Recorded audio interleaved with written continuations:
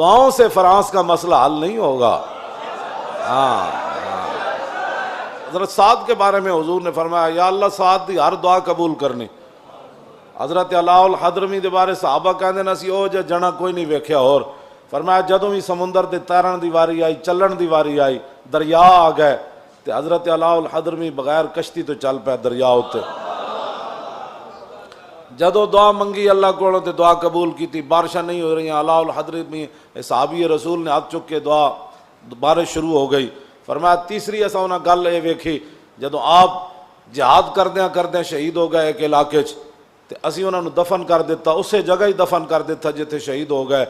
تے جدوں اسی مٹی پا کے ہٹے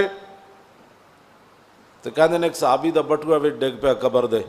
بس اسی مٹی پا کے ہٹے تے انہاں کہا جناب اے میرا بٹوا ڈگ پیا. کہندے نے اسی پھر قبر کھولی, اس وقفے دے دوران قبر وچ علاء الحضرمی موجود کوئی نہیں سن.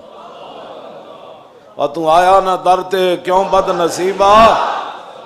ہاں جی انہاں تو وڈے تے مستجاب الدعوات کوئی نہ ہے نا, تے وہ بھی جنگاں کردیاں اسلام دی خاطر شہید ہو گئے, دنیا تو چلے گئے. آج لوگ یہ چاہتے ہیں کہ صرف دعاؤں سے فرانس کا مسئلہ حل ہوگا. دعاؤں سے نہیں ہوگا, فرانس کے ساتھ اعلان جنگ کرنا پڑے گا. اے تاریخ الخمیس میرے پاس موجود ہے. طلحہ اسدی اس نے نبوت کا دعویٰ کیا جب خالد بن ولید کو صدیق اکبر نے اس کی سرکوبی کے لیے بھیجا تو آپ نے ان سب کو قتل کرنے کے بعد کچھ لوگوں کو فرمایا آگ جلاؤ, میں نے ان کو جلانا ہے اس میں.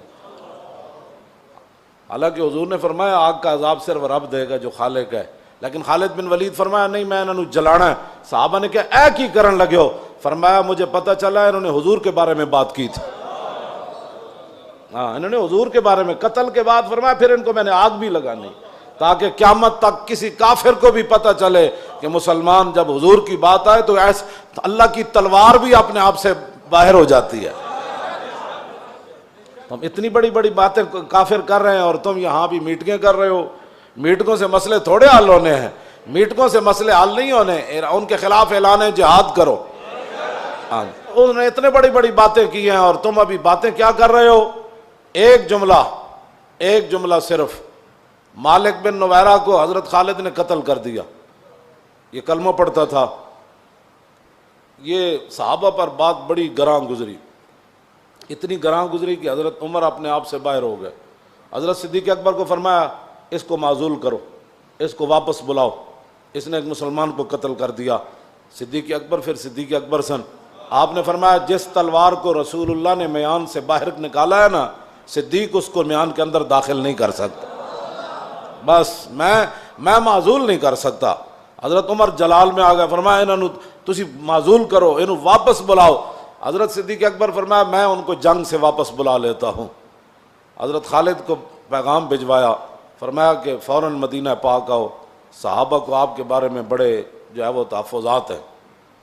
جدوں خالد بن ولید داخل ہوئے نا تو اینا امام نے لکھیا آپ دی پگڑی وچ خون آلود تیر موجود سن, یعنی وہ تیر مار مار کے جڑے آئے سن خون آلود پگڑی چ لے آئے سن, وہ خون لگے ہوئے سن کافران.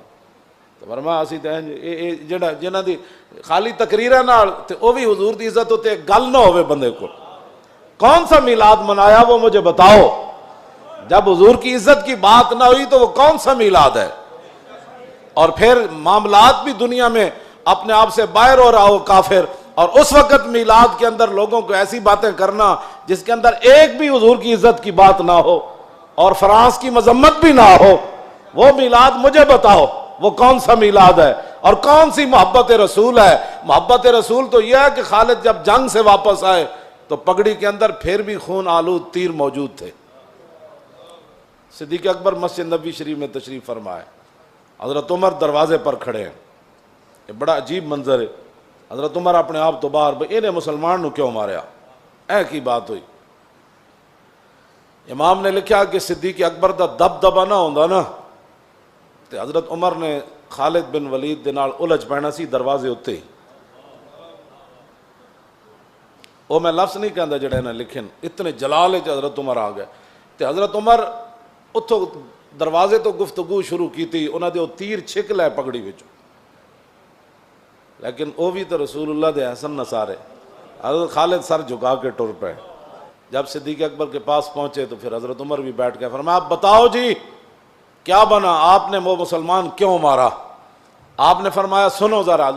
خالد بن ولید جب پہنچ گئے اندر اور صدیق اکبر نے کہا کہ آپ کے بارے میں یہ ہمیں اطلاع ملی ہے کہ آپ نے مالک بن نویرہ کو قتل کر دیا, وہ تو کلمہ پڑھتا تھا. 182 صفحے تے گل ہے جی میں تواڈے سامنے بیان کرن لگا. گل کتنی عجیب ہے. حضرت خالد بن ولید کی گل کی تھی. حضرت صدیق اکبر فرمایا جواب دو. حضرت عمر بڑے ڈاڑے اس ویلے بہت ڈاڑے ہوئے کھڑے نے, تسی آپ جواب دو, آپ جواب دو. ہاں حضرت خالد بن ولید گل کے کی تھی. انہوں نے کہا جناب میں ماریا تو انہوں ہے کلمہ وہ پڑھدا سی, لیکن جدوں میں انہوں کیا نا بھائی تسی زکات کیوں نہیں دیندے بھائی, کی مسائل ہیں تانوں, کی مسائل ہیں. اللہ اکبر. خالد بن ولید فرمان لگے صدیق اکبر نے جناب جدوں میں انہوں کیا میں کہا زکات تسی کیوں نہیں دیندے, کلمہ جے پڑھیا تو ہن زکات دا کی مسئلہ ہے تانوں؟ فرمایا کہ قالا ان صاحبکم قد توفی, فرمایا کہ وہ اگوں کہن لگا کہ تواڈے نبی تے دنیا تو تشریف لے گئے, زکات تے حضور دی ظاہری حیات نال سی.